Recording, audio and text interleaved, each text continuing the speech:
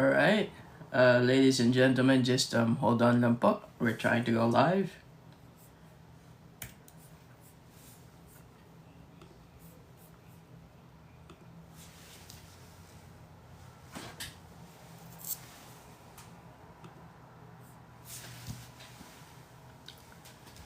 Okay.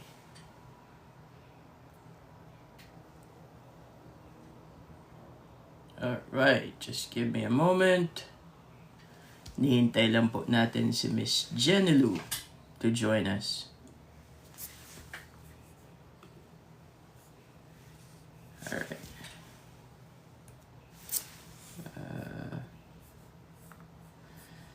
We still can't go live. Alright, ladies and gentlemen, I'm just trying to log in lang po sa ating Facebook, no? Kasi marami hong nagsasabi na hindi sila makapasok sa ating Kapihan Live in TikTok. So I'm trying to go live sa atin pong Facebook natin. Just hold on. Apparently I still can't. Okay, so we don't have that much choice, so we're gonna just do it muna na atin pong live natin dito sa Kapihan would still be the streaming in TikTok, and then later on po I will upload sa ating Kapihan Live in Facebook. Alright, so para po sa ating mga nasa Hong Kong na wala po silang access, no, sa atin pong TikTok na app, then I will just upload po later on. I apologize, I'm trying na makapasok po tayo online, but for some reason, hindi ho makapasok sa ating page yung sa Zoom natin. So, I'll try to fix that later on. Alright? So, we're waiting po for Miss Jenny Lou to join us, no? Habang naghihintay po tayo, i-share na natin ang ating pong Kapihan Live natin na link, no? So that marami hong makakapanood sa ating pong topic ngayon. Si Miss Laarni po ay hindi available. Hindi siya available this week, no? But nasa probinsya yata sila at hindi daw maganda ang kanilang signal. Alright, so we're gonna wing it, and of course, ang atin hong topic ngayon ay crucial for all of you na gusto pong mag-share. I-message nyo lang dyan sa ating live natin. And I can add you, no, so that you can also share yung ating mga myth, no, mga myth natin about pagkakapera. So Tagalog ay kathang paniniwala, no, mga kathang paniniwala sa ating pong pagkakapera. So there are a lot of people that actually gave me some of their insights, no, pagdating po sa ating topic ngayon. And I'm like, you know, I'm happy na marami hong gustong mag-share, no, sa atin pong topic ngayon, because there are a lot of myth that we have to debunk, no. I'm not quite sure kung ano yung term po for debunking ng ating mga myth natin na ito, but myth is katha, no, so kathang paniniwala para po sa ating pagkakapera. So there's a lot of these that we encounter sa ating pong mga kliyente, we encounter po sa atin hong mga mismo sa ating mga pamilya, no? The people that we live with, the people that we are very close with, the people that we work with. And we need to talk about it. We need to debunk yung mga paniniwalang ganito, no?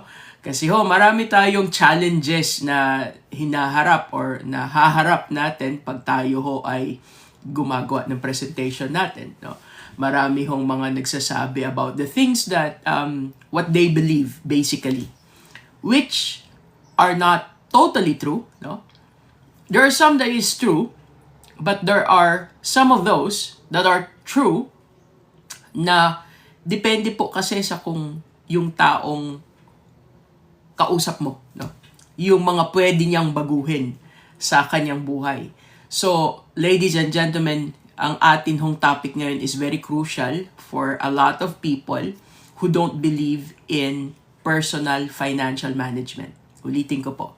Ang ating basic topic ho ngayon are for people who don't quite believe that they can change their future. Who don't quite believe, no, and understand fully that you can change yung paghawak mo sa sariling perang pinaghirapan mong kitain. Bakit? Kasi hindi ho masyadong naituro sa atin ang mga magulang natin ito eh. And back in my time, no, sa school, now some schools are adapting to changes na sinasama na po ang financial literacy, but back in our time, not very many schools or even families talk about yung tinatawag po natin na paghawak ng pera, no, or financial literacy. So that's why it's quite hard for us to to tell people na kailangan mo ng ganito, kailangan mo ng ganyan, because they don't believe in it, because they never encountered it throughout their educational years, no? So that's why po we have to debunk it. And if si Miss Jenny Lou ay pumasok na, let's see. Mahirap tumingin na hindi nakikita masyado. Pagpasensyahan na po. Ayun, si Miss Jenny Lou. Pumasok na rin. Okay. So Miss Jenny Lou will come in a little bit po, no? Ayun, nandun na daw siya. Okay, so I'm inviting you, Miss Jenny Lou. Just try to accept it so that you can come in. Alright. No, so again, para ho sa ating topic ngayon, please share yung link natin sa TikTok. It's only like an hour and a half that we're doing this, and it's few minutes already. No, so try to let them come in, and kung sino ho ang gustong mag-share, ipa-share po natin sila. No, so Miss Jenny Lou, are you there? Yes, Coach, I'm here. Hindi ko pa nakikita si Miss Jenny Lou. Well, you're already there, but your camera's off. So, okay. Just try to fix it.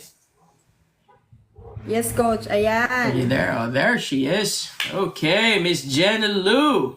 Good morning, good afternoon, and good evening to you. Kamusta naman ang Metro Manila? Ha, Miss Jenny Coach, Lou? buong araw, sobrang init. Mainit dito sa Metro Manila ngayon. Okay. Wala tayong magagawa doon. Yes, okay na yung mainit, Coach, kaysa naman sa laging umuulan at bumabaha. At talaga namang wala tayong magagawa. So, okay na yung mainit. Exactly. Alright, so yung ating topic ngayon, Miss Jenny Lou, is yung atin pong mga katang paniniwala, no? So the myth in financial management, or the myth sa pagdating po sa mga pagkakaperang pinaniniwalaan ng mga Pinoy. And we all encounter this, no? Pag tayo ho ay lumalabas sa field, meron ho silang mga kanya-kanyang mga paniniwala. Magbibigay ako ng example, no? Yung ang pera ay ugat ng lahat ng kasamaan. That's one of the things, no, na lagi hong sinasabi sa atin, because especially the ones in yung very religious, no? The very religious people would think na ang pera ay ugat daw ng kasamaan. So they don't believe na they have to change their lives na magkaroon nito dahil baka magbigay lang sa kanilang temptasyon daw, no? So maraming mga ganito ho tayo na na-encounter talaga, and it's quite hard to change yung nakasanayan mo na o yun yung paniniwala mo. So therefore, if we are able to actually give them our opinion or give them our teachings, then we would, no? But not all. So gusto kong mag-isip ka rin ng mga myth natin that we wanna debunk, no? We wanna say the reasons why this is a myth, na kailangang palitan ang ating mga paniniwalang ganito, no? So kung meron ka na, then you can share, Miss Jenny Lou. Yes, meron akong isi-share, Coach, no? Way back sa province, yung paniniwala ng mga matatanda sa probinsya natin. Ngayon, Ang mission natin is nagtuturo tayo paano mag-save and invest in a right way kasi kailangan natin yan, especially when we retire. Pero way back before, kung naiisip ko, bakit nga ba ganun din yung mga kanunuan natin? Kasi ang paniniwala nila, coach, at naabutan ko yon, bawal mag-ipon ng pera. Bakit? Kasi daw, pag nag-ipon ka ng pera, may magkakasakit sa pamilya. Kasi daw, pag nag-ipon ka ng pera, may pinaghahandaan ka. So, isa din yun sa paniniwala na talagang kinalakihan ko sa probinsya. Kaya sabi ko, so hindi pala kailangang mag-ipon ng pera. So, kung meron tayong emergency, so doon lang tayo maghahagilap ng pera. Pero ngayon, syempre, babaguhin natin yon kasi hindi pala tama at hindi totoo yon. So ngayon, ito yung binabago natin na sa ngayon pa lang, kahit ano, ang buhay natin lahat pinaghahandaan, retirement, pagkakasakit. Kasi pag nag-retire tayo, hindi naman ibig sabihin wala na tayong pangailangan. Pagkakasakit, even yung pagkamatay natin, pinaghahandaan natin yan. Mhm. Yes. Meron akong yes, kasi napakahalaga niyan, Coach Ann. Alam niyo po ba, sobrang appreciated ko. Meron tayong ka-business partner, share ko lang konting story. Si Marvin Villesa. 2019, nagkakilala kami sa IMG kasi sabay kaming nag-join. Nauna lang ako ng isang buwan. And then that year also, yung papa niya namatay. But the thing is, good thing talaga kay Marvin is member siya ni IMG. So, nung namatay yung papa niya, laging si Marvin ang nag-aayos. So, ginamit niya yung Everest. Sobrang less hassle. Hassle-free talaga, coach, kasi from Navotas, Metro Manila, travel yung tatay niya, papunta ng Cavite, and then everything ginawa yun ni Everest. And then this year, 2 weeks ago, namatay na naman yung mama ni Marvin.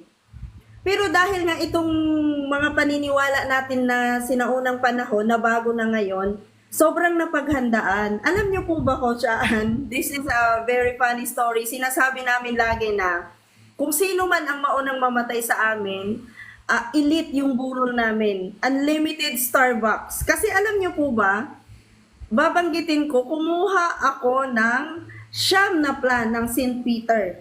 Siyam!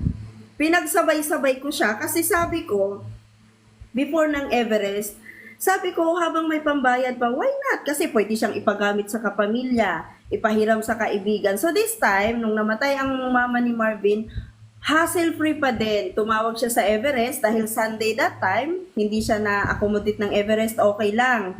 So tumawag sa St. Peter na accommodate naman. So I mean, 'di ba yung kaalwanan sa paghahanda natin na 'di ba kailangan niya 'di ba yung pag-alis natin sa mundo dapat graceful din yung pag-exit natin. Hindi lang natin sinicelebrate yung birthday natin.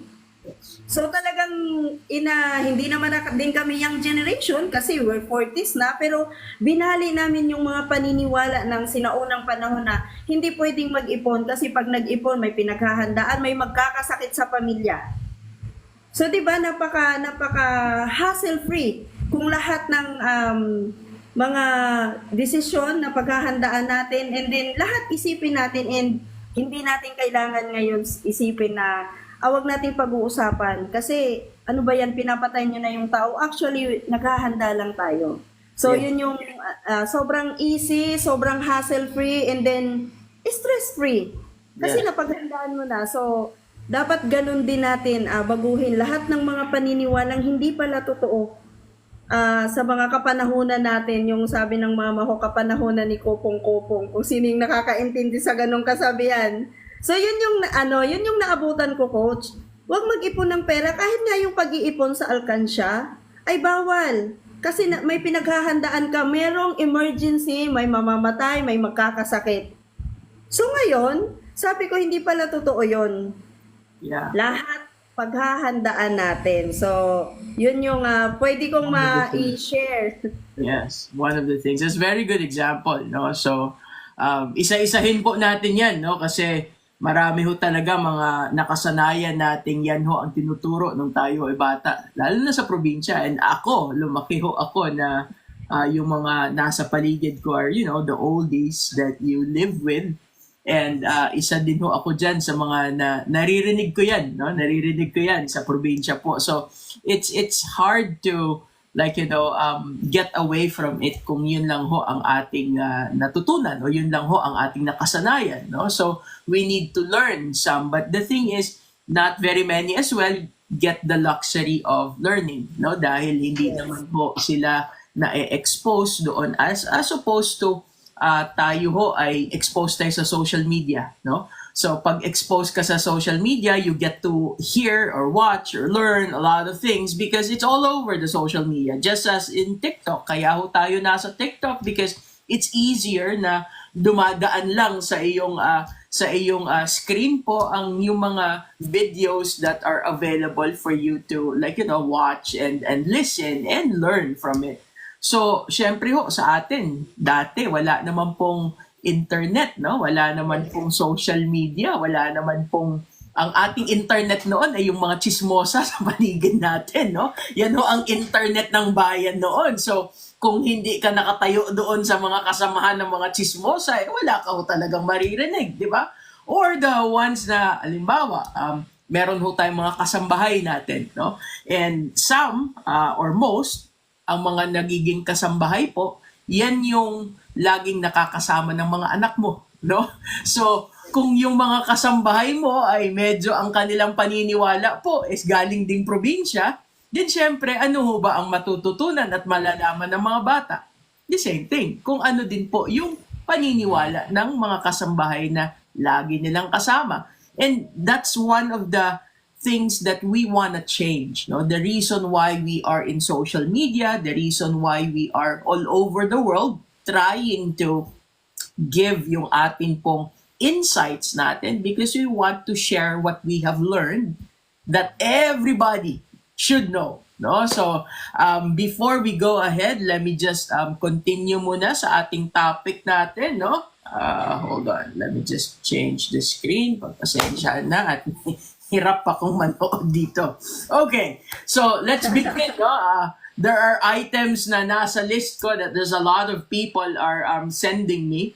And one of the things po na sinend sa akin ay yung ating makaka-retire ako sa SSS pension ko. No? O kaya sa GSIS na pension ko. Marami hong magsasabi nito. No? Yung mga kliyente natin na magsasabing, okay na ako kasi may SSS naman. Okay na ako kasi may GSIS naman. So, ladies and gentlemen, I appreciate that you have that. No? It will really help, but it's not enough. No? I'm gonna repeat that. Whatever that you will get sa SSS mo or sa GSIS mo, maganda po na meron ka dahil programa yan ni gobyerno para sa ating mga Pilipino. Pero hindi po yan sapat. Kaya kailangan sinasabayan. Hindi ang ating pong SSS is basically what we call na social security. No? Social security. Ang kailangan po natin ay personal na security. Ikaw ang dapat na magtabi, yung tinatabi mo, dapat po pinapalago mo para ikaw ang nagkokontrol sa pera na yan. Pag nangailangan ka, ikaw mismo, yan po ang iyong aasahan. Pag may dumating man galing po kay gobyerno, salamat, may dumating, pandagdag ito. No? Pero hindi po yung nanggagaling lang kay gobyerno ang aasahan mo. Ang masama pa ho dyan yung iba ginagawa pa ho na retirement fund or emergency fund ang mga anak nila. No? O ang kanilang mga kapatid, kanilang mga magulang. Yes, we grew up no na ang ating pong pamilya are very close, that we have these ties that gives us the security.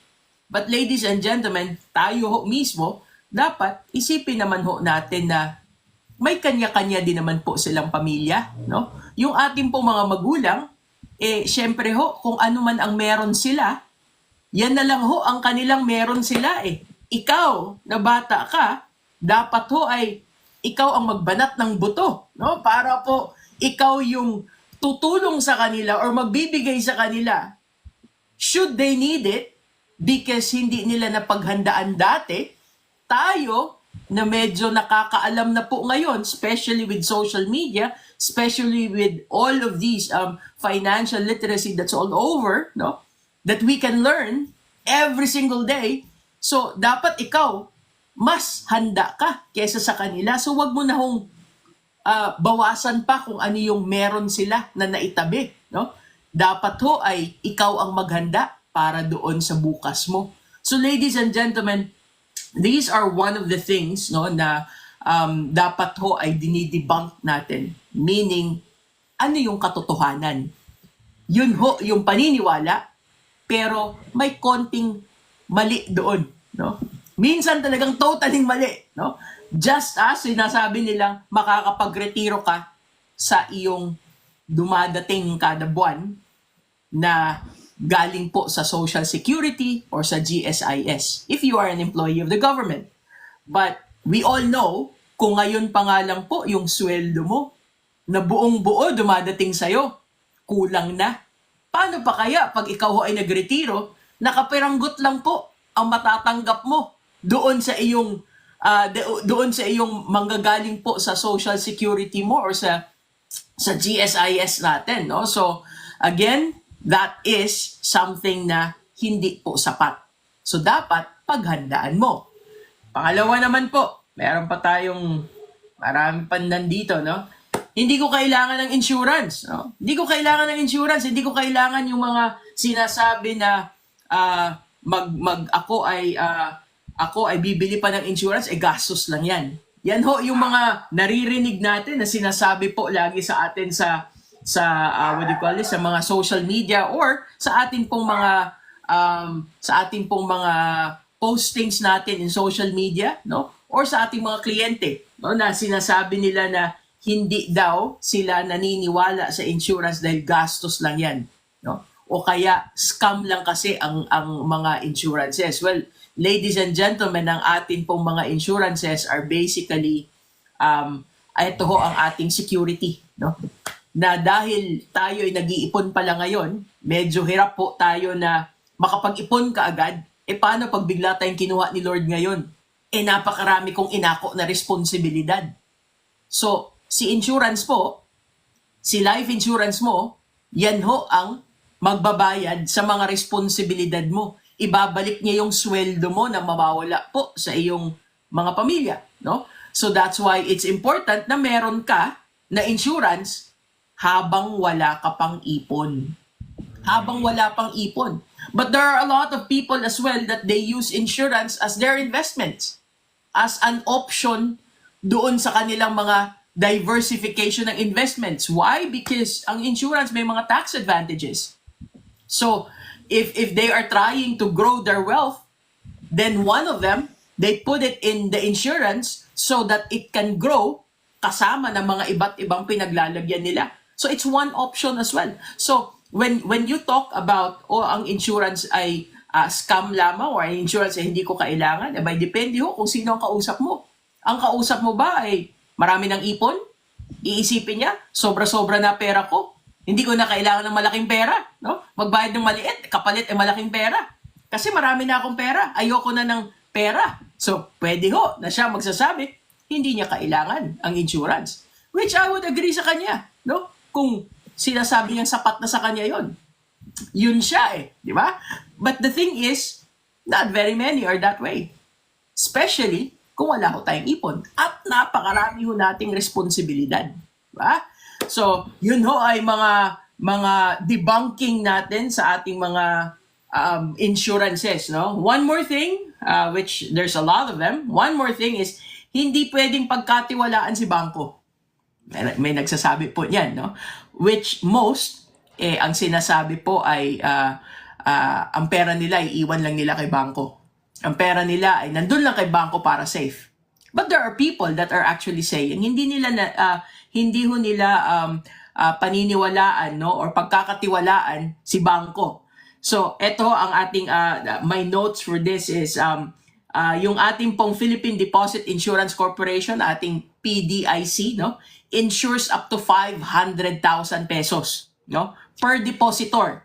So this covers bank deposit accounts and does not include investment accounts such as UITFs. Okay? Tandaan po natin yan.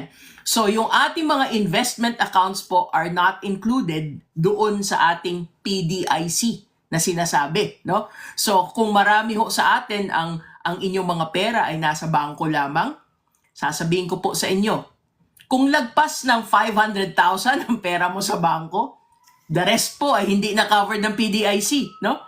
Ang kanila lang pong coverage ay hanggang 500,000 per depositor. Hindi po per account. Okay? Per depositor. So, dapat ho, alam din natin ang limitasyon niyaan.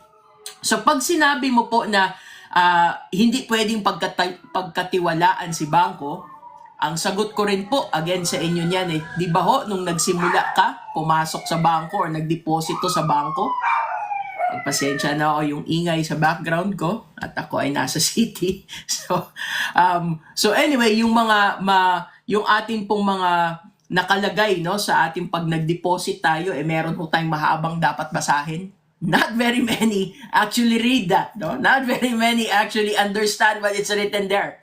Anong gagawin mo? Gusto mo nang makaalis, pipirma ka na lang, kukunin mo yung mga papeles na yan at pagdating mo sa bahay, itatabi mo na parang nawala na, no? You don't really read it, but it's actually there. It's explaining to you ano ang interest, yung itong pera mo covered dito ng PDIC pero hanggang 500,000 lang, no?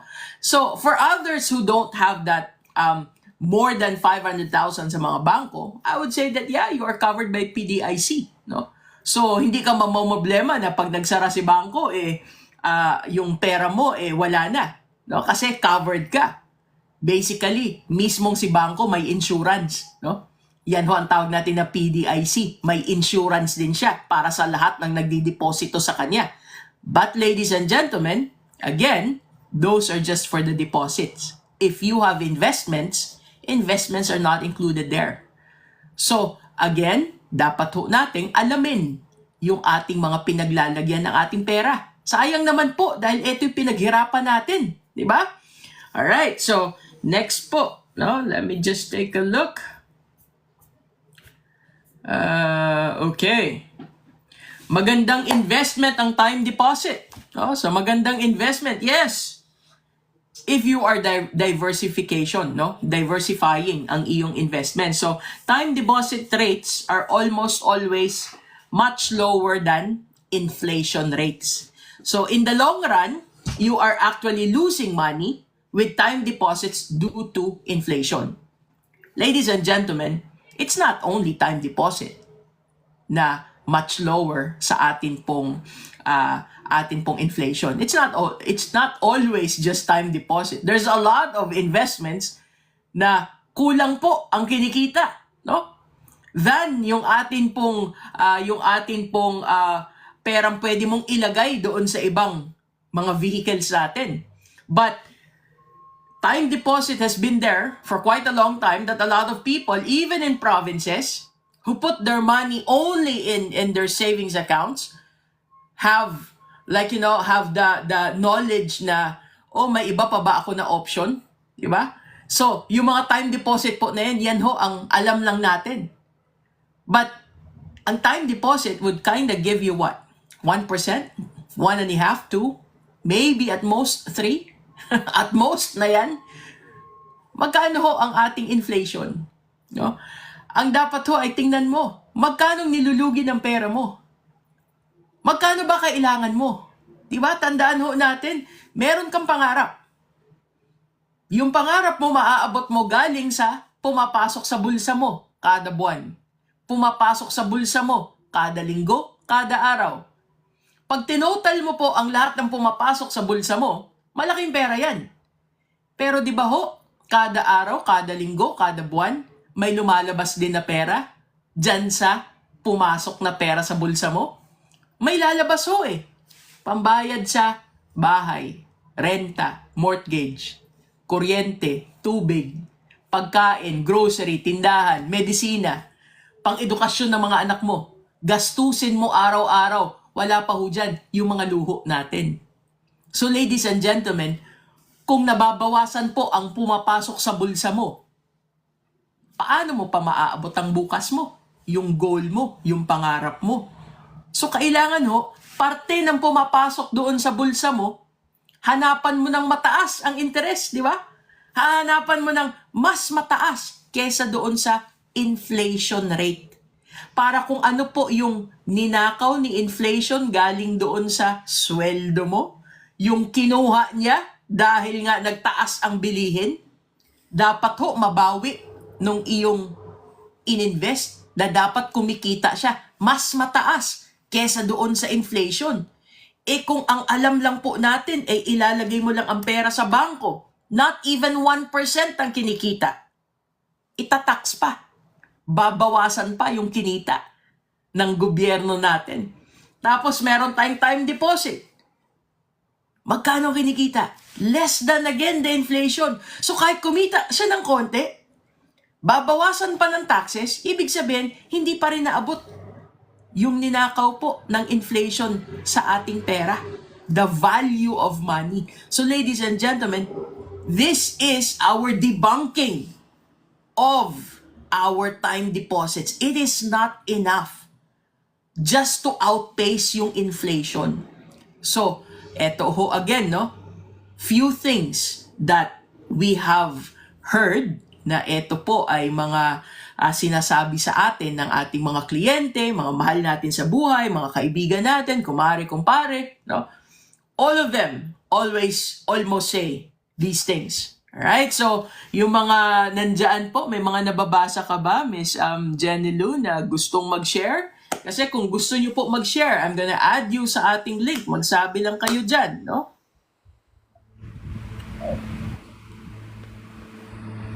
Meron ba?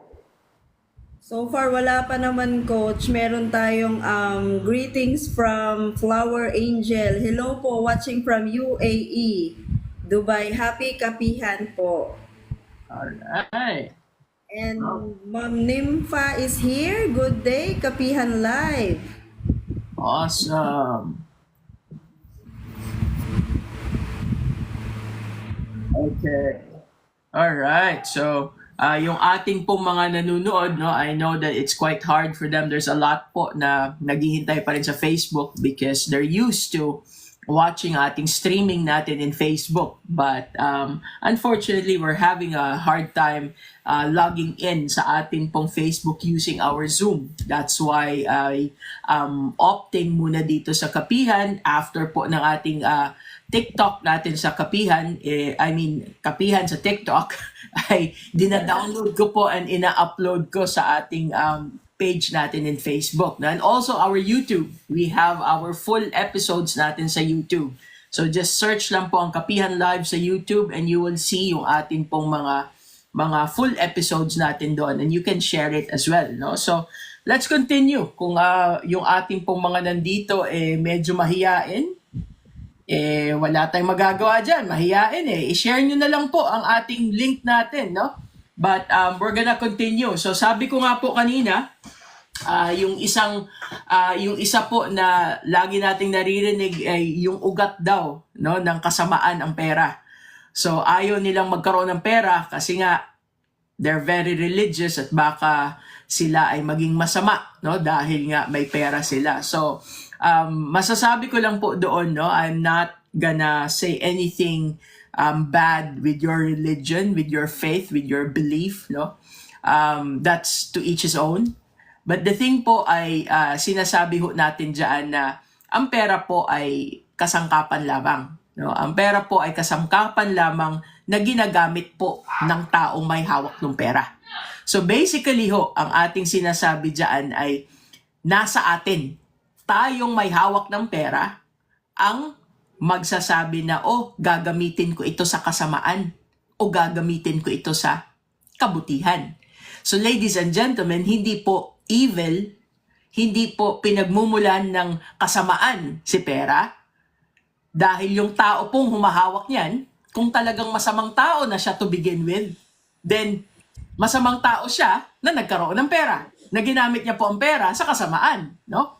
Pero kung siya ho ay mabuting tao, such as yourself, because you are a person of God, then a person of our higher being, then basically po, gagamitin mo ito sa kabutihan, no? Dahil ikaw ang may hawak eh. Ikaw ang may control.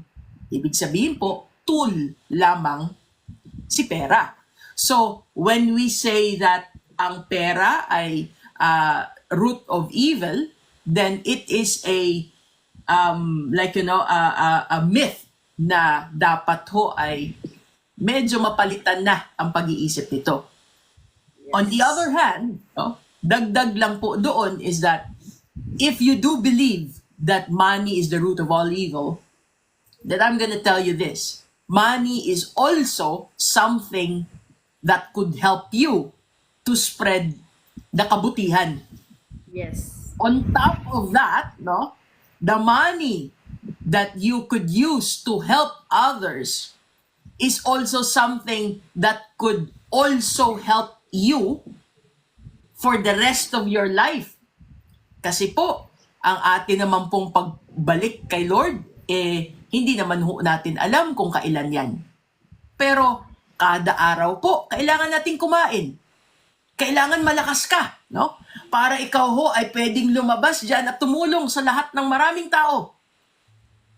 Sa kabutihan, di ba? Pero kung wala ka hong lakas dahil wala kang pambili ng pagkain mo, paano ka ho tutulong sa iba? O kaya pag may lumapit sa'yo, no? Nahihingi po ng tulong. Yes, it is good that we always pray for them. But sometimes, it's not only prayers that they need. So you need to have something to give them. So, I'm not saying that your faith is wrong. No, that is not what I'm saying. Our faith are always good, no? If it leads us to good things. But the thing is, we need tools to help others. Hindi ho tayo nilagay ni Lord dito sa mundong ito para mabuhay lang tayong mag-isa. No? Nilagay ho niya tayo dito para tumulong tayo sa iba. Kaya dapat lahat ng ginagawa natin, nakakatulong tayo sa iba. Pero kailangan po, unahin mo muna yung sarili mo. No? Pagbutihan mo na magkaroon ka po na maitutulong mo sa iba. And when you get to help a lot of people, well, guess what? That becomes your legacy. That becomes the things that you can say to the Lord when you actually meet Him. So ladies and gentlemen, having faith is not wrong. Having faith is always good. But having faith with good tools around you could reach a lot more people, no? Na i-share mo po yung kung ano yung kaalaman mo at kabutihan mo na nakuha mo kay Lord. Alright? So, yun lang po yung ating part doon, no? Sa ating pong paniniwala na ang pera ay root ng evil. Right? Hindi ka yayaman kung hindi ka magtatrabaho ng sobra-sobra. Nagsabi sa akin ito. Hindi ka yayaman kung hindi ka magtatrabaho ng sobra-sobra. Well, there's a lot of people that could say something na hindi totoo yan, no? Kasi marami yung iba. Yung mayaman sila pero wala silang tinatrabaho. Marami din yung iba. Loto, tawag doon. Diba? Loto. Nanalo sa loto. O ba, nagtrabaho ba sila? Hindi. Bumili lang ho sila sa loto, diba? O kaya yung mga nagkakasino. Don't make me... Huwag niyo po akong i-quote doon. Hindi ko sinasabi, huwag na tayong magtrabaho at tayo bumili lamang ng loto o magkasino tayo or magsugal tayo. Hindi po, no? Ang sinasabi ko lang po ay, there are people that are doing those things and hindi ho lahat ay, of course, nagtatrabaho ng sobra-sobra. Pero, that's the risk that they are willing to make. Okay? Ulitin ko po. Those are the risk, yung, ano ba ang risk sa Tagalog? Yun po yung risk na gusto nilang i-tackle, no? Yung, ano ba risk sa Tagalog, Miss Janelo? Okay, Google? Ano bang? Okay. Coach, panganib. Panganib. Okay, yun yung panganib, no?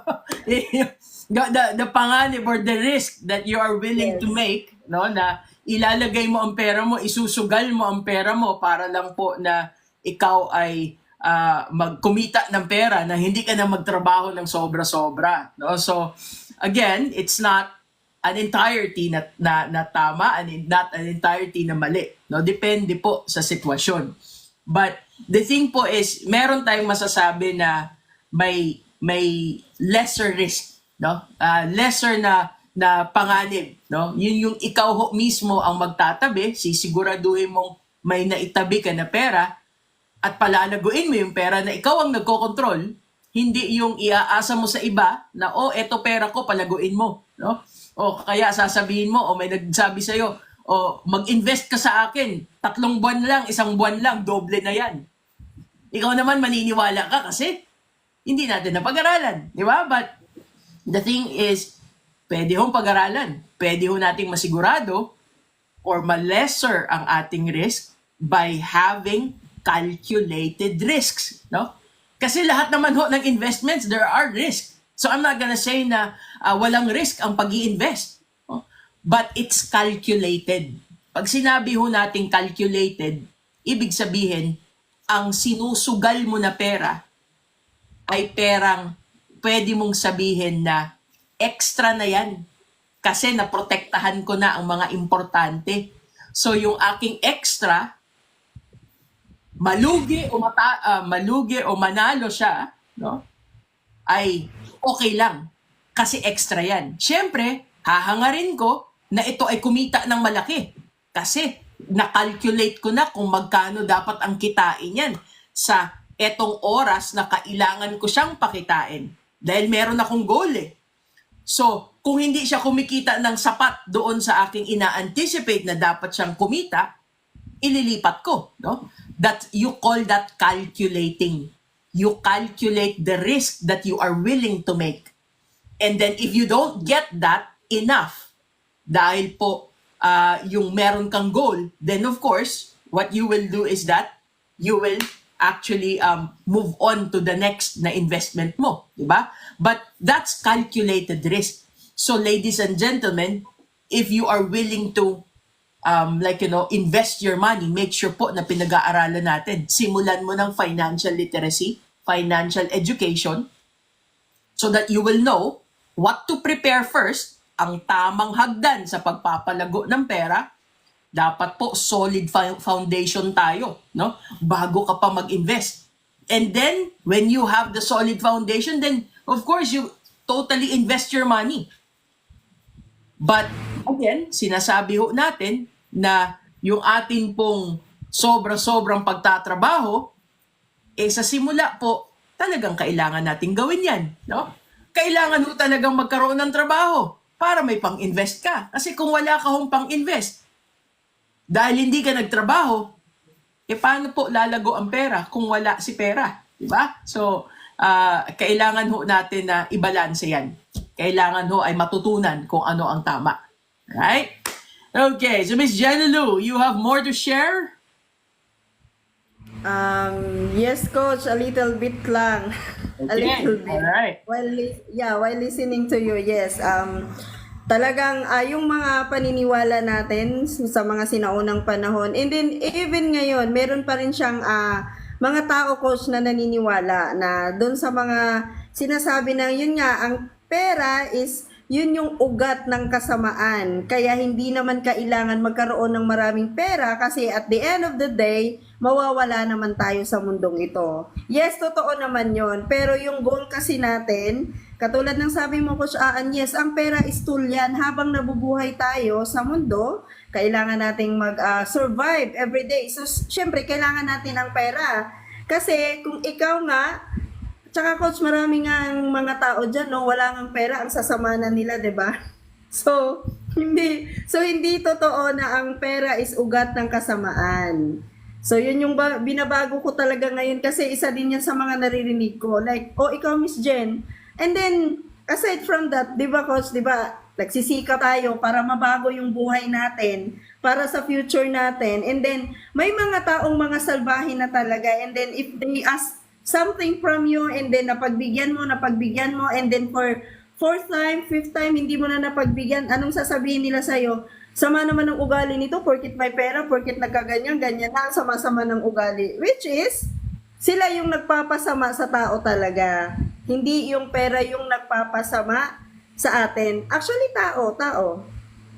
Hindi sa atin. So ngayon, babaguhin lang natin yung paniniwala na yon, and then sa lahat ng mga paniniwala ng mga kanunuan natin na yung mga iba hanggang ngayon sinusunod nila yun, coach. Especially yung sa mga religion, paniniwala nila yon, sinusunod nila. Pero tayo, dahil nga, ano ba yun, marami na tayong naririnig, social media, very exposed tayo, and then tayo yung mga nagbabasa, tayo yung mga naghahanap ng kasagutan ng paano nga ba natin mapalago talaga yung pera natin, especially kung ang pera natin hindi naman ganong kalaki.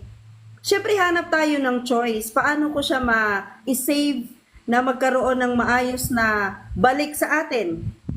Yung paniniwala din, yung sabi mo din, coach, no? Ako, hindi naman ako naloko yung, Miss Jen, mag-invest ka sa akin, 100,000. 2 months, yung pera mo magiging 300,000. Wala naman po talagang ganon. Kasi sa bangko nga, coach, di ba? Magkano lang ang interest. So, ang pinaka-legal na investment sa pera natin, especially nga kung yung pera natin maliit lang, and then pinaghirapan pa natin, dapat aralin natin. Hanap tayo ng solusyon. Paano ko ba ito mai-invest sa tamang pagkalagyan na hindi ako mabudol or yung ma-scam. Yes. Kasi yung mga nai-scam, sila yung mga naniniwala sa ganong mga maling paniniwala. So, pero ngayon, dahil very exposed na tayo sa ganitong usapin, so pwedeng pagtulong-tulungan nating baguhin yung mga paniniwala na yon, and then spread natin sa lahat. Especially when you go back home sa province na hanggang ngayon, pag umuwi ako, coach, ganun pa rin yung usapan. So ako na yung hindi kasi ganito dapat kasi ito yung tama. So yun yung pwede nating maitulong sa kanila na maging bahagi tayo ng kanilang dagdag kaalaman na ay mali pala to, hindi na siya dapat nating ginagawa lalo na sa generation natin ngayon. Lalo na kahit pinag-uusapan nga ngayon, coach, na sana tumaas na yung sahod kasi yung inflation natin, doon tayo pinapatay araw-araw. Like for example, coach, dugtong ko doon sa speaking of SSS. Dati naniniwala din ako niyan, coach. Sabi ko, okay lang kasi may SS naman ako. Pero knowing yung SSS ko, actually, coach, nakamax nga yung contribution ko kasi nga syempre wala tayong stable job. Pero nung na-realize ko lately, no, pag nag-retire ako, magkano lang yung matatanggap kong pension monthly? And then, depende pa kung magkano yung needs mo when you retire pag tumanda ka kasi nga, ang inflation natin tumataas, yun yung pumapatay sa pera natin. Kung hindi natin makalculate yung tama para sa pagsisave natin for our future retirement.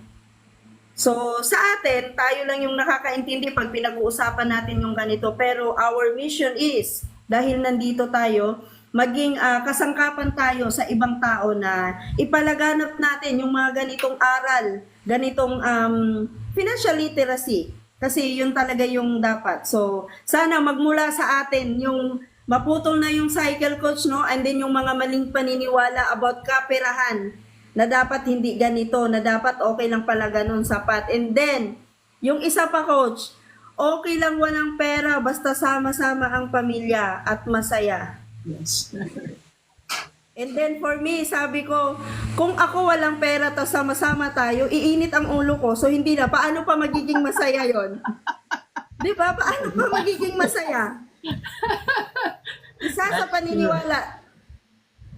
Kasi meron akong coach, ngayon, di ba, nag-educate ako. She's a teacher from the province. And then, sabi ko nga, maganda itong gawin kasi mahal na mahal pa naman namin yung mga teacher to educate kasi yung sitwasyon nila ganyan-ganyan. Ang sagot niya sa akin, coach, ayaw ng parents niya na sumali siya sa mga ganitong investment, kung paano simulan yung solid financial foundation. Kasi ang sabi daw ng mama niya, coach, although she's graduate, she's a teacher.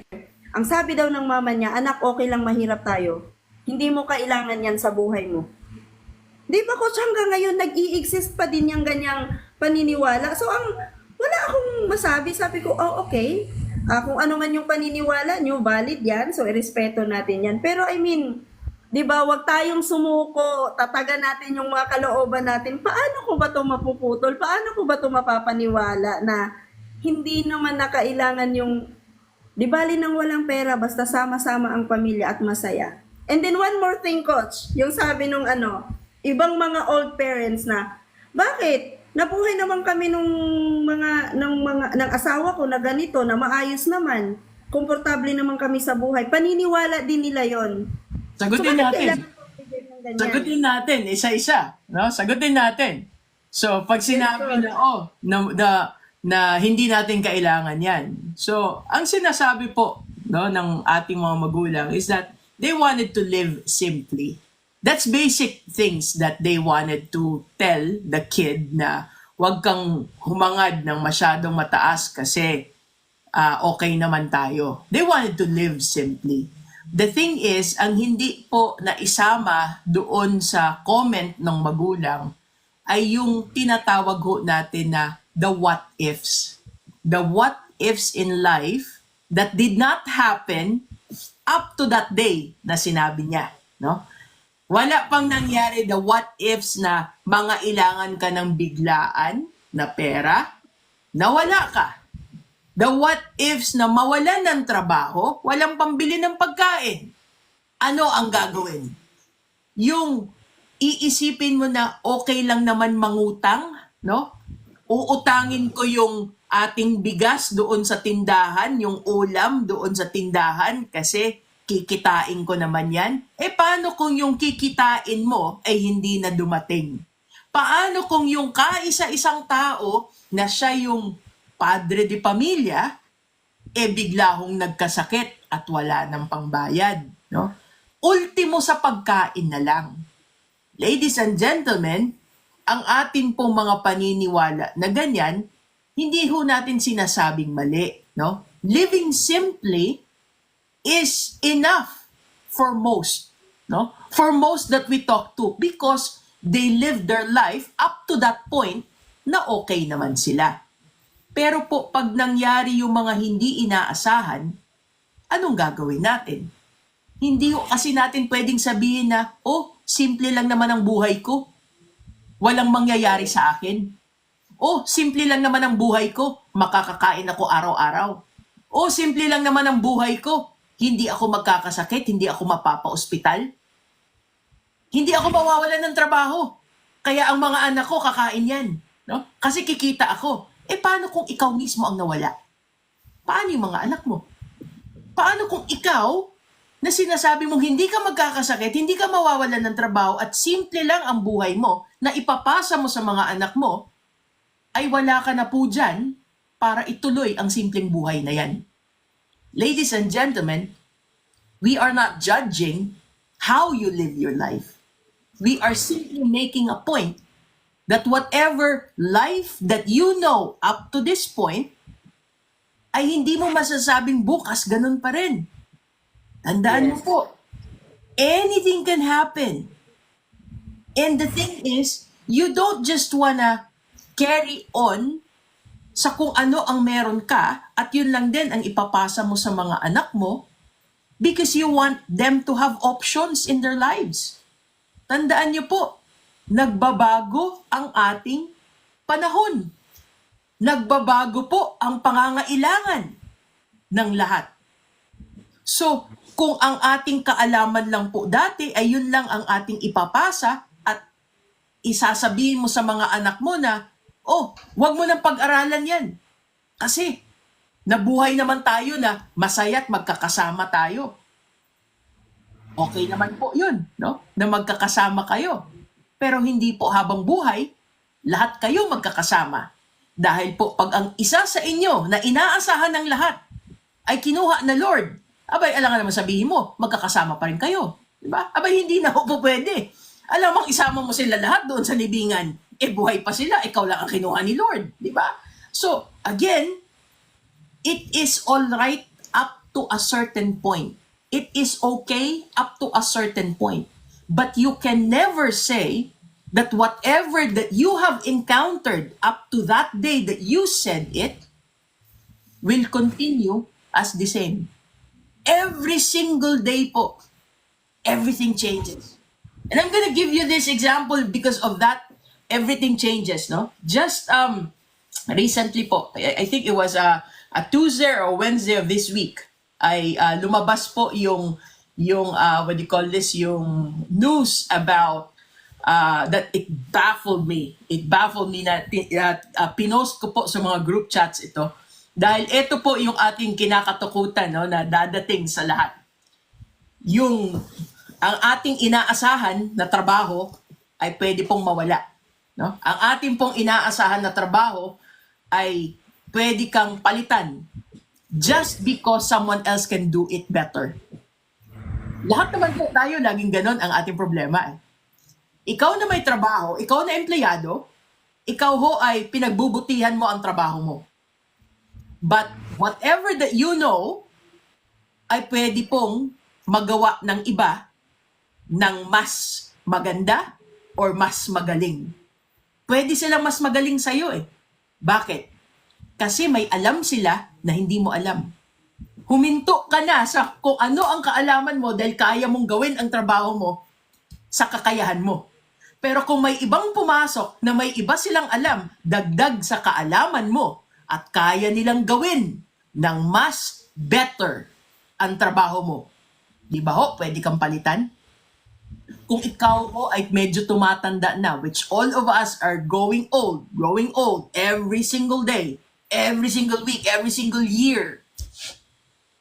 So what it means is we tend to slow down. Young people don't. Young people are so active, trying to be aggressive, and they can replace you anytime. Worst part is, hindi lang po mga bata ngayon ang ating kalaban. Ang pati po yung mga machine ay kalaban natin. Ang computers, ang artificial intelligence. In your cell phones right now, everything it can be done without you. Even our business in IMG po, anong ginagawa natin? You can do everything online na kahit tulog ka, kaya pong mag-business ng business mo na kumita ka kahit tulog ka. Why? Because it is a software that's running your business. We have to go into it because we have to adapt changes. But sometimes, up to a certain point as well is okay. If you go beyond it, baka ikaw na mismo ay palitan na nila. Ngayon po, this past week, lumabas na yung tinatawag na Optimus robots ng Tesla.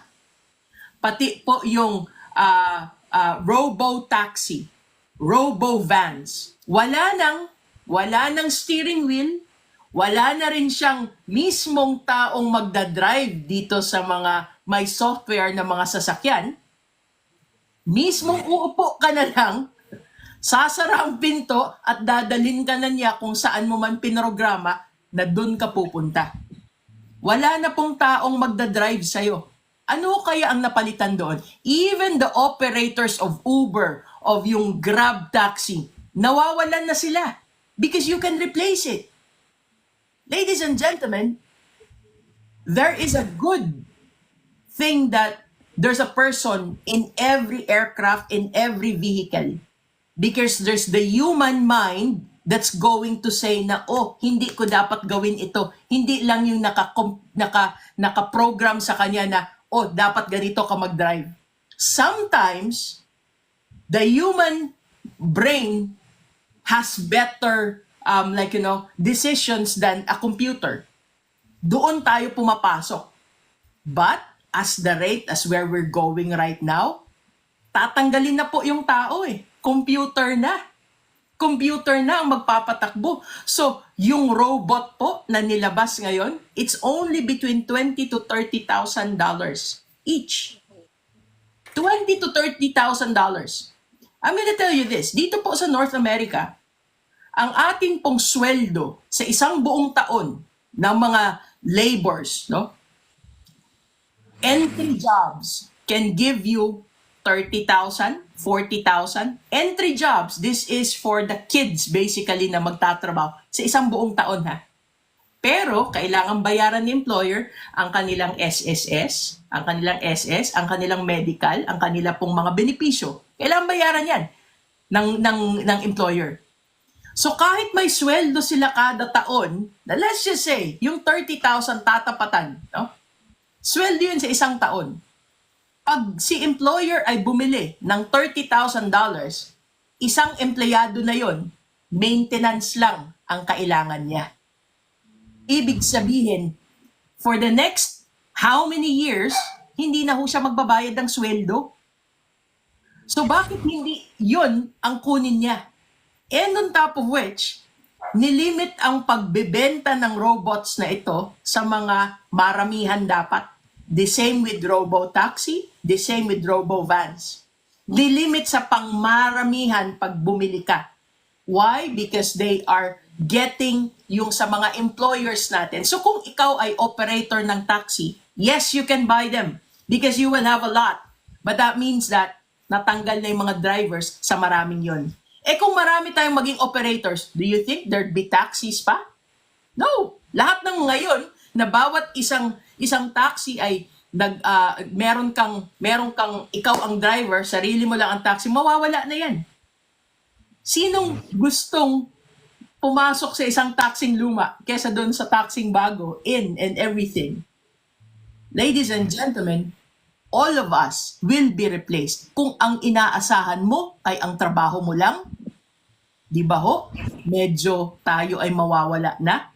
So, paano ho natin ipapasok yon sa okay naman magkaroon ng buhay na simple? Paano ho natin i-justify yung sasabihin, okay na tayo, pwede naman tayong hanggang ganito lang? Eh kung yung mismong aasahan mo na trabaho, mawawala. Ladies and gentlemen, it's happening already. Those robots, Optimus robots, are designed para maging kasambahay. Maging nanis ng mga anak mo, mga tagapaglinis ng bahay, mga servers sa mga restaurants, sila po yung mismo mga bartenders, yan ho ang dinisenyo sila mismo para dyan. The companies that we work with, do you think it's far enough na yung mga kumpanya natin can actually have multiple computers in the company that they pay for? Anong magsa-stop sa kanilang bumili ng mas maraming mga robots na ito para hindi na sila magbayad ng ating mga sweldo? Di ba ho? Medyo nakakatakot yan. But it's actually here already. It's all over social media. And I encourage you, tingnan niyo po yan. Kung hindi ka ba matakot dyan, ewan ko na lang. Diba? So, yun ho yung ating dagdag doon sa ating sinasabing, okay lang tayo mamuhay ng simple. Alright? Okay. Ano pa ba ang mga naririnig mo dyan sa paligid natin, Miss Jenny Lou? So far, Coach, wala na. Yun lang yung mga kaugalian ng ating mga kanunuan way back sa province. And then, kahit naman ganun, Coach, meron pa talagang sumusunod sa ganun. Naririnig ko sila kasi nga yung mission natin, we talk people, and then tinatanong natin sila, ano po ba yung pinaghahandaan nyo for your future needs, for your kids and everything. And they said na, okay na kami, Miss Jen, kasi we live simply, and then healthy naman yung mga bata, and then may trabaho naman kaming mag-asawa. So yun yung hindi nila na itatanong din sa sarili nila yung mga what if nga. Sa ngayon, hindi pa nila yun marirealize kasi wala pa namang nangyayari, Coach. And then, alam mo naman, Coach, knowing ang mga Pilipino, tsaka lang yan a-action pag nangyari na. Exactly. Parang yung sinasabi nga natin, Coach, di ba, na get yourself secure while you're young and healthy. Kasi tingnan mo, Coach, like these days, no, maraming nag-i-inquire, nag-60 na daw sila, so insurable pa ba daw sila, makakakuha pa ba daw sila ng health insurance, healthcare, lahat na lang. And then they are 60 years old. So hindi na talaga, yun yung sinasabi natin, get yourself secured while you're young and healthy. Kasi hindi natin alam kung ano yung mga what if na pwedeng mangyari sa buhay natin. And then ang buhay natin, nagbabago yan kahit sa isang snap lang.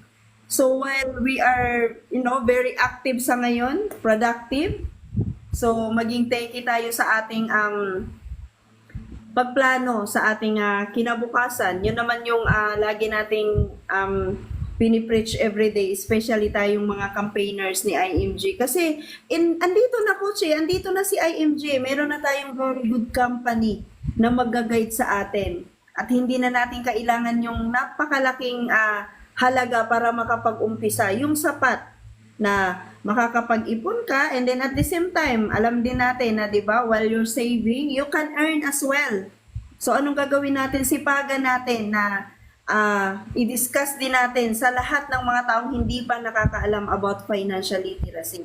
Tayo yung maging susi sa pagputol ng mga maling paniniwala about sa pera. So, ito yung tinatalakay ni Coach Aan ngayon. So, we can help each other para matulungan din natin yung iba. Maipaintindi natin sa kanila kung bakit nga ba na napaka-importante na wag na nating sundin yung mga maling paniniwala natin dati kasi nga maraming nagbabago sa panahon. Lalo na ngayon, parang minsan nga Coach Aan na iisip ko, no, paano kaya Coach, katulad niyan, yung mga bagong robots na yan, one day kaya magkakaroon na rin ng eroplano, wala na ring piloto. There is, actually. There is. It's Diba? already happening. There is. They use it in the war. Yung ating, what do you call this? Even now, it's yung may mga maliliit that they used to deliver yung mga packages in Amazon, yung ating mga, what do you call this? Yung mga maliliit na planes that they used to deliver mga packages. Not just that, no? They use yung mga planes now sa gobyerno, no, sa ating army, sa ating mga what do you call this, overseas, that yan ho ang nagdadala ng mga nagda-drop ng mga missiles natin. So yan na ho ay ginagamit na. So para maging pang-public na gagamitin sa aeroplano, it's not gonna be far away because even as of this time, yung ating pong mga aeroplano na ginagamit na yan is, meron siya na may piloto pa rin nakaupo doon. But almost 85% na gamit niya ay can fly itself already. So kailangan lang na may nagga-guide para kung kailangang yung mismong si piloto ang aakyat o magbababa ng eroplano, nag-a-assist sila, but 85% of it, it's the machine already who's doing it. It's the software that's doing it, no? So you don't really need the pilots there because a lot of them can fly and land themselves. So it's not to say na sooner or later talagang magkakaroon na ng ganyan. Nandito na ho eh. And it's hard for us to accept in some point, no? Yung mga tao medyo mahirap nilang intindihin ang mga ganito, but there are a lot of people na masasabi ho natin na nandito na eh. Kailangan na lang magkaroon tayo ng mga backup na anong pwede mong gawin pag ikaw ang nawalan ng trabaho. Ano yung ibang gagawin mo, no? So kailangan ho ay mapag-aralan mo, di ba? But I also have na received maraming nagsasabi dito na gusto nilang ibigay ang kanilang opinion pero nahihiya, no? Nahihiya na magsalita dito. So I'm gonna read yung kanilang mga sinasabi sa akin. All right. So some of them I'm gonna read through. There's a lot of them. Okay. So money buys happiness. No?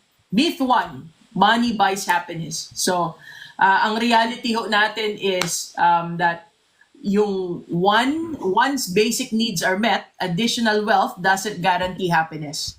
No? Kasi pag sinabi ho natin money can buy happiness, pag nakuha mo na o nabili mo na ang iyong mga hinahangad na magkaroon ka. Kaya nga 'di ba sinasabi nila pag nag-shopping ka, I'm pretty sure Miss Jenny Lou ikaw din dito, no? Makaka-relate ka dito. Pag nag-shopping ka, natuwa ka din, magsha-shopping ka. Ang iyong kalungkutan o ang iyong init ng ulo ay medyo mawawala kasi nagsha-shopping ka. After getting all of that, are you really contented? Di ba? No. Di ba? Parang nag-iisip ka na lang, ano naman ang next na gagawin mo? Because nawawala din yung happiness mo pag nakuha mo na yan. Which all of us are like that, no? You shop or you buy the things that you like, but once you have it, anong next? Mag-iisip ka na naman ng ibang bibilin mo. So, paano kung limitado ang pumapasok na pera? Nabili mo na ang isa. Bibili ka na lang, nabibili for the rest of your life, di ba? So, that's myth number 1, no? Number 2 natin is, debt is always bad. Mali po, no? Debt can be bad, but not all the time. Why? Paano po yung mga hindi hindi makapagbili or makabili ng ating pong halimbawa bahay o kotse, no? Anong ginagawa natin? 'Di ba nangungutang tayo? We loan for it so that we can buy our property, we can buy our lupa, patatayuan mo ng bahay or minsan bahay at lupa, no? O kaya kondo. So, your real estate, you can't buy it cash, you can loan and still own it. But up to a certain point na dapat mababayaran mo ang loan na yan na hindi naman mag-suffer yung pang everyday na kailangan mo. Diba? That's why, not all the time, ang utang ay mali. Pero kung ang utang po ay ginamit mo doon sa pampapogi points lang, no? Nangutang ka para bumili ng pang-karaoke, para marinig ng buong bahay mo, buong area mo, mga kapitbahay, neighborhood mo, no? Na may karaoke ka. Ano ang ginagamit mo? Para lang magkaroon ka lang ng karaoke. Pero kung yan ho ay hindi mo ginagawang business ang karaoke na yan ho ay luho lamang. O bumili ka ng sasakyan. Hindi naman ho kumikita yung sasakyan na yan. Kasi yung sasakyan, ginagamit mo lang pamporma mo. Ano ho kaya ang mangyayari? Dito pa rin dun, no? So, nangutang ka para bumili ng something na hindi naman kumikita para sa'yo. Pero kung ginamit mo yung sasakyan, pang Uber, o kaya ginagamit mo yung sasakyan para makarating ka sa mga lugar na pupuntahan mo para sa kliyente mo, para ma-meet mo ang kliyente mo, para hindi kayong mag-commute na mahihirapan ka, mag-transfer, less ang napupuntahan mo ng mga kliyente mo doon sa araw na yun. Why? Because nagko-commute ka. But if you have your sasakyan na yun ang ginagamit mo para sa business mo, then ladies and gentlemen, nangutang ka, pero kumikita ang iyong inutang na binili mo nito dahil mas malaki ang kikitain niya, bayad pa ang utang, at the end ng utang, may sasakyan ka. Kasi nabayaran mo na. So ladies and gentlemen, yan po ay tinatawag nating mga magagandang utang. Hindi po masama si utang. Another thing, student loans. A lot of people cannot afford to send their kids to school. So mismong mga bata, especially dito sa Amerika, no? Marami po mga bata that they go into student loans because their parents could not afford to send them to school. So, yung colleges po na nandito, it's very expensive. Now, yung mga bata, they go into debt just so that they can have a good education. But when they graduate, sometimes their companies pay off the student loans. When they join the firms, no? Naging abogado ang batang ito. When they join the firm actually pays for the student loans. So, nagsimula sila na sila ho ay merong tinatawag na freedom doon sa kanilang pagsisimula sa buhay dahil nawala ang student loan. But paano naman ho yung mga batang hindi makakuha ng trabaho that can actually afford to pay off the student loan? So all their lives, dahil ang sweldo nila ay hindi naman sapat na mabayaran ang mga utang nila, but dahil pag nagsisimula ka, maliit lang naman ang sweldo mo, babayad ka pa ng renta and your food and everything, hindi mo ma-fully pay yung student loan. So that becomes a bad debt that gets compounding interest na palaki ng palaki ng palaki ang iyong utang pag hindi mo nababayaran. So again po, depende ho sa tumitingin. Sometimes, debt can be bad, but other times, debt can be good. Depende po sa tao. Alright? You need to earn high income to be wealthy. No. Saan po nanggagaling yung malaking pera? Pag ini-invest mo, nagsimula sa maliit. Kahit alkansya lang po, doon ka naglalagay. Yung lumago na pera sa alkansya, yun ang invest mo. So, hindi mo kailangan ng malaking sweldo para yumaman kung marunong kang palaguin ang pera. So, paano mo palalaguin na matuto ka dito? Abay, pag-aralan mo. No? Financial literacy. Mag-IMG ka. Alright. Number 4. Investing is only for experts. No. Kaya nga po may international marketing group eh. Ang international marketing group po ay pangkalahatan. No? Bata, matanda, kahit ano pa ang estado mo sa buhay, anyone can join international marketing group. Yung nag-send ng link na ito sa inyo, kausapin nyo po. May benepisyo ka pang makukuha dahil nag-join ka para mag-aral. Nag-join ka para maintindihan ano ang option mo, paano mo palalaguin ang kaunting perang ito ang iyong kinikita kada buwan after your expenses. Ladies and gentlemen, kailangan ho pinag-aaralan. Kailangan ho meron tayong goal. Kailangan ho may option tayo. Hindi pa pwedeng iasa mo kay gobyerno, kay employer, kay union mo. Hindi pwedeng iasa mo lang kay bangko mo, kay broker mo. Dapat ikaw mismo nakakaintindi. So financial education is a must for everyone and it doesn't choose kung sino lang ang dapat meron nito. Kausapin niyo po lahat ng mga taga-international marketing group. We are now in 68 countries all over the world. And we give this option sa inyo na kahit po dito sa ating platform ng TikTok, ng Facebook, ng Instagram, we give you a little bit of our knowledge for you to actually get up and start learning po. Alright? Number 5, credit cards are evil. No, they are not. No, used responsibly, credit card offer rewards, convenience, and credit building benefits. So there are a lot of people po na they have debit cards. No? Debit cards. Pag ikaw ay may ATM, tawag po dyan debit card. Pwede mong gamitin ang ATM mo, may nakalagay na Visa, may nakalagay na Mastercard, no? Pwede mong gamitin yung debit card mo. Pero ang ginagamit mo sa debit card mo is sarili mong pera. Pera mo ang ginagamit mo pag sinwipe mo na yan.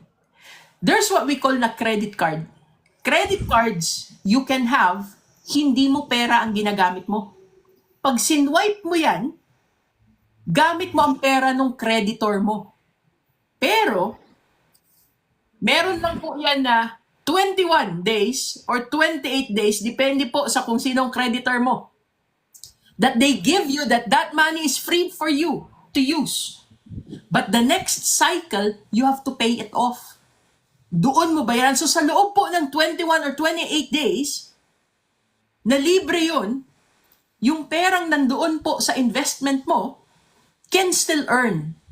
That means that you are taking advantage of the money that you have in front of you to be able to swipe and use. But at the end of that cycle, pay it off para wala hong interest. Meron namang iba na mga creditors po, bibigyan kanila ng 3 months, 6 months, walang interest. Bayaran mo. So ibig sabihin, sa loob po ng 6 months na yon, gagamitin mo yung pondo mo na napakitain mo. Kumita siya, hawak mo na ang iyong pangangailangan. Minsan, yung pangangailangan mo is para doon sa business mo. And then, by the end of 6 months, you fully pay it. So, wala kang interest. Hindi ka nalugi, hindi nabawasan yung kinita mo. In fact, nadagdagan pa. So, dito natin tinatawag yung magandang parte ng having the credit card. Only if you know how to use it. Alright? Next naman po ay ang ating, you should always prioritize paying off debt. Yes. No? Kaya po sa ating pagpapalago ng ating pera, having a solid financial foundation, sinasabi natin, bago ka sumabak doon sa mga investments natin, dapat po nababawasan mo ang utang mo, dapat po binabawasan mo mga gastusin mo, kasi minsan, ang utang natin, mas malaki pa ang interest kaysa doon sa kikitain ng investment mo. Sasabihin mo, mag-i-invest ako sa mga real estate, mag-i-invest ako sa mga alahas, mag-i-invest ako sa kung ano-anong investments. And yet, hindi mo nako-compute. Yung pinuhunan mo sa investment na yon ay nanggaling po sa utang. Yung utang na ito ay may interest po. Yung interest na ito ay nagbabaon sa'yo sa pagkakautang mo, pero ang kinikita po ng investment mo ay mas maliit kesa doon sa interest ng utang mo. So ano ang nangyayari? Is it a good investment or a bad investment? Definitely a bad investment. Because if you do the utang, dapat to, you're able to pay off the soonest possible yung utang na yon. Alright? Okay, number 6, you should always prioritize, okay, nagbasa ko na yan, money is a primary driver of financial success. Okay, so, reality is, financial literacy, discipline, and pasensya ang dapat na pinapractice natin para po tayo ay magkaroon ng tamang financial success. Pag sinabi mo po na wala kang pasensya para gawin ang business, yan ang mga sagot sa atin ng ating po mga kliyente, abay sasabihin ko sa'yo, wala din akong pasensya na mangulit sa'yo. Diba? Kasi kung yan na ang iyong paniniwala, ay hindi kita kukulitin. Kung sasabihin mo na, magjo-join ako sa'yo, pero ikaw na bahala, abay hindi po pwede. Ikaw ang dapat na gumalaw sa sarili mong business. Ikaw ang dapat na nagpapalago ng sarili mong business. So, when we invite you to be our business partner, you need to learn first financial literacy. You need to understand first how to do it to yourself before you get to teach it to others. But if you are telling me already right now na ayaw mong magturo sa iba, hindi ho ito ang business na para sa'yo. No? Hindi ko kailangan ng sakit ng ulo. Di ba? So, kailangan ho, kung ano ang ginagawa ko, gagawin mo din. Because it is not only me that's going to do the business for us. It is both of us. That's why we call it partnership. Alright? So, financial literacy po is for everyone. But everyone has to have pasensya, disiplina, at yung pag-aaral na dapat ay ginagawa po ng lahat. Alright. Okay, number 8, you need a lot of money to start investing. No, many investment options po require minimal initial na investments. Tulad na lang po sa ating mutual funds. No? Ang ating pagdadagdag ay minimum natin dito is 500 pesos. Ang pagdadagdag ng directly sa ating mga partners. No? So, ang initial mo is only 1,000 pesos. Kung IMG member ka, ang dinadagdag mo po, 20 pesos. No? Kahit gawin mo pong araw-araw, 20 pesos ang minimum mo. So, di ba ho, kayang-kaya mo yan. Magkano kinikita mo kada araw? Yung 20, itabi mo. Yung 20 na itinatabi mo, let's just say hindi mo kayang 20 araw-araw, edi 20 every other day, no? Or every week. You can do that as well. But the minimum that you can add to your investment is only 20 pesos. Sukli lang po yan. Kaya mong gawin yan. Right. Next naman ay ating Social Security will cover all retirement expenses. No. Social Security replaces only about 30 to 40% ng pre-retirement income mo. So 30 to 40% ng pre-retirement income mo is not gonna be enough. Financial planning is only for the wealthy. No, anyone can benefit from financial planning regardless of income or assets, no? So, ang ating pong pagpaplano ay napaka-importante. Ngayon pa lang, habang nagtatrabaho ka, bago ka magretiro, dapat alam mo na kung magkano makukuha mo by then. Para ngayon pa lang, maiplano mo na kung kulang yon, di ba? So, nandoon po yung pag-aaral, nandoon yung paghahanda natin, including pag-alam sa mga taxes, including sa pag-alam po sa ating mga pine-prepare natin para sa mga mahal natin sa buhay, para masigurado natin sa kanila talaga mapupunta at hindi doon sa hindi mo gusto kasi si gobyerno ang nag-decide para sa'yo. So even those, we have to prepare for. Hindi ho natin sinasabing, oh, malapit ka na ba mamatay kasi kaya ka nagpe-prepare ngayon? O parang yung nagsabi sa akin dati, kausap ko siya, birthday niya. Aba, nagalit ang partner dahil ang sabi ng partner, birthday niya ngayon, pinapatay mo na siya, binibenta mo ng insurance. Sabi, tama ba yun?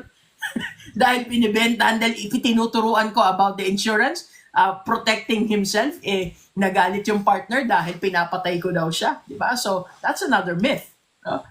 Alright. Okay, number 11. You should always invest in what you know. No? You should always invest in what you know. No. Diversification is key. Consider seeking professional advices, professional, teachings.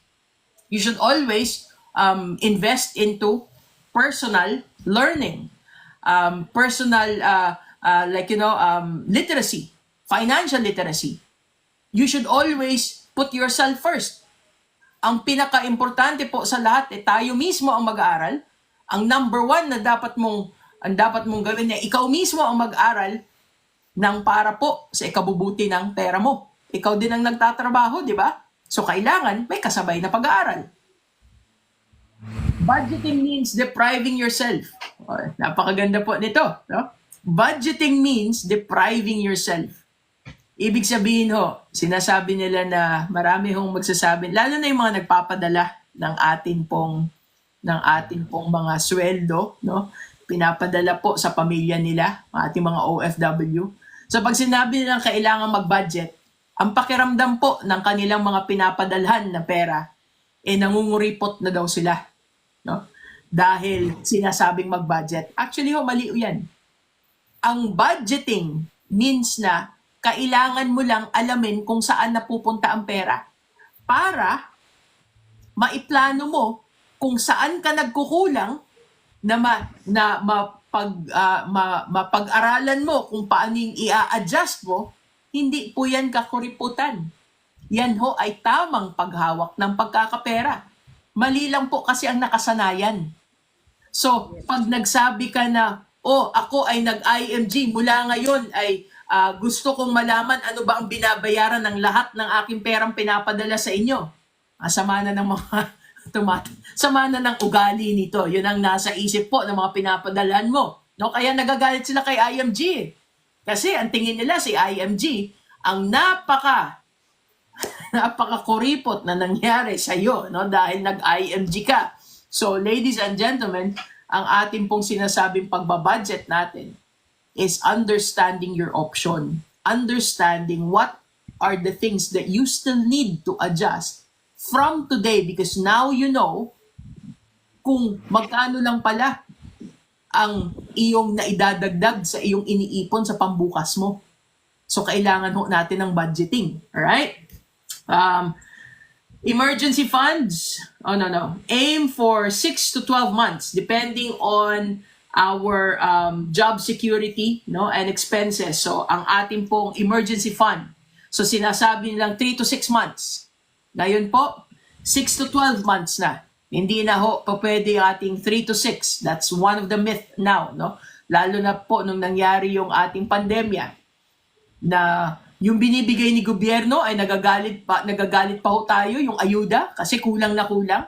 Lalo na sa sweldo mo. Wala ka talagang tinatabi.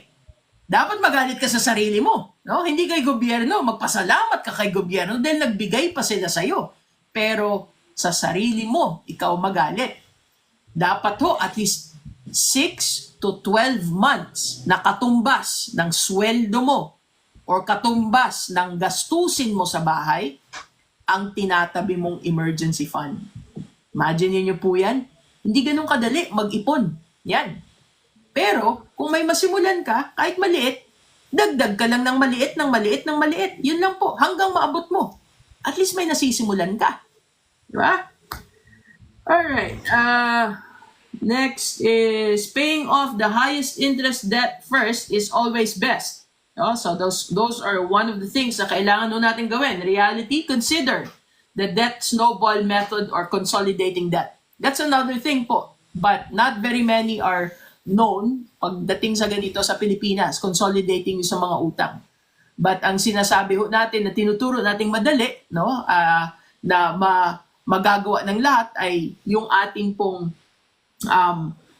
pagbabayad. Ano ba yung pinakamataas na interest? Ano yung may pinakamaliit na balanse? Unahin mong bayaran para ma-fully pay mo. But if you cannot control anymore, sa sobrang dami, over na, then consolidation po ng utang. Meaning, ang mangyayari ho ay kakausap tayo ng mga lender, and then si lender na ito, siya ho ang magne-negotiate doon sa mga creditors mo. Magkano ang dapat talagang bayaran, i-consolidate mo, pero hindi ka na pwedeng mangutang until na ma-fully pay mo. Yun ho ang isang solusyon dan, consolidation ng iyong mga utang. Alright. Insurance is unnecessary if you're healthy. Tama ba yun? Insurance is unnecessary if you're healthy. Consider alternative options, no? Consider alternative options. Ano ang alternative options mo dyan? Magkaroon ho tayo ng HMO. Si Kaiser, no? Kaiser Long-Term Care. Kung hindi ho natin, wala ho tayong tinatawag na kumpanyang magbabayad ng ating short-term, doon po tayo kay Health Savings Plan, si Kaiser. No? Long-term, ikaw ang magtatabi para magkaroon ka po ng HMO. So again, it is something that you have to learn, and only IMG can give you this solution. International Marketing Group has the solution of Health Savings Plan. That's our Kaiser Ultimate Health Builder po. Kausapin nyo ang lahat ng mga taga-IMG and make sure that you sit down with them. Find out exactly what's a health savings plan. What does it consist of? Ano ba ang ibig sabihin ng ako mismo ang magtatabi ngayon, parang ini-installment ko ang aking pangkalusugan ko, na for the rest of my life meron akong lumalagong pera na naitabi ko habang kaya ko, habang bata ko, habang insurable ako, sinimulan ko na. O kaya sinimulan mo sa mga anak mo ngayon, 10 years old and above, sinimulan mo na. Abay, habang tumatanda po sila, lumalago yung pondo para sa kanilang HMO. Yes, ladies and gentlemen, only in the Philippines and only Kaiser International Health Group can offer that. So talk to all IMG members. Alright? There's just a few na nandito. Cryptocurrencies are reliable store of value. Okay. Cryptocurrencies, no? They are reliable ba o hindi? Well, dito po sa IMG, even with the IMG leaders, even though I am into it, I do not necessarily teach it to everyone. Because depende po sa kaharap ko, no? Cryptocurrencies, ang value nito fluctuate. Very, very rapid. Pwedeng ngayon ay ikaw ho ay malaki ang value niya. Pwedeng the next day, the next hour, you could lose millions on it. So, kung ang tinuturo ho natin ay yung risk, no? The probability of risk ay napakalaki pagdating sa investment, ang cryptocurrencies po ay sobrang laki ang risk, no? Na hindi ho natin ina-advise sa mga magsisimula pa lang na magtabi ng kanilang solid financial foundation. Ladies and gentlemen, I am not saying that investing in cryptocurrencies is wrong. I am saying you need to start building your solid financial foundation first bago ka sumabak doon. Kasi sinasabi po natin kung saan ka komportable sa iyong pag-i-invest, doon ka. Pero lahat tayo kailangan muna ng solid financial foundation. Para kang nagpapagawa ng bahay mo, hindi ka ho nagsisimula sa bubong. Nagsisimula ka muna doon sa tamang pundasyon para yung hahawak ng bahay mo ay kaya yung bigat, yung galaw ng bagyo na hindi ho ito gumuho. So kailangan po may tamang pundasyon, no? Cash. Cash muna, no? Yung atin hong magkaroon tayo ng cash natin. E paano kung kulang si cash? Dahil pala sa kulang na kulang talaga ang ating sweldo, eh di maghanap ng ekstrang pagkakakitaan, pero minsan ho, kaya nagkukulang si cash na pumapasok sa bulsa dahil nahahaluan po ng luho ang ating prioridad. So alamin mo muna doon, no? Kasunod po yung healthcare mo. Dapat may short term at long term ka. It has to be done. All of us. It doesn't matter bata ka, matanda ka. Basta insurable ka. Ikaw ho ay dapat magsimula na. Pangatlo, life insurance. Para po doon sa proteksyon ng ating sweldo. Proteksyon ng ating kita na pinapasok sa bahay. Para po pag tayo'y bigla nawalan ng trabaho na kinuha tayo ni Lord, yung ating pong life insurance ang magbabayad ng mga responsibilidad na inako mo. Kasi wala ka pang ipon na ihahabilin. Kasunod po, emergency fund. No, not emergency. Kasunod po ay ang ating pagbabayad ng utang. Bayad muna ng utang, bawas ng mga gastusin. Para yung mataas na interes ay hindi po yan yung butas doon sa iniipon natin na pera sa atin pong bucket, no? Kasunod po niyan ay ang ating emergency fund. Sabi na natin ngayon, 6 to 12 months, not anymore 3 to 6 months. It has to be 6 to 12 months now. Dahil po sa mga nangyayaring pagbabago na napakabilis, na po pwede pong hindi tayo makaparecover right away. Therefore, we need at least a year of our total expenses as our emergency cash. Then and only then that I would tell you, mag-invest ka. Lahat ng pwede mong paglagyan, within reason, within the calculated risk that you get to know when you sit down with your financial advisor. Yan po si IMG. Yan po yung taong nangungulit sa inyo para mag-aral kayo, no? Ikaw mismo pag-aralan mo. So ladies and gentlemen, these are the things that we encourage everyone to learn. Right? So alam ko ho, masyadong marami ang aking naisabi na, no? Na-share sa inyo, and it is just the things that we are trying to reach everyone para din po sa ating mga kapwa natin ng mga IMG members. Alam ko ho ay na-encounter natin ito, no? So please share yung atin pong mga live natin na streaming. I will put it in our Facebook Kapihan Live page, no? And also yung sa atin pong YouTube natin, ang Kapihan Live, and yung ating TikTok. Please make sure that you follow it para every time that we go on live, right away po lalabas sa inyong feed. Right? So, Miss Jenelu, do you have last comments or dagdag sa ating pong topic?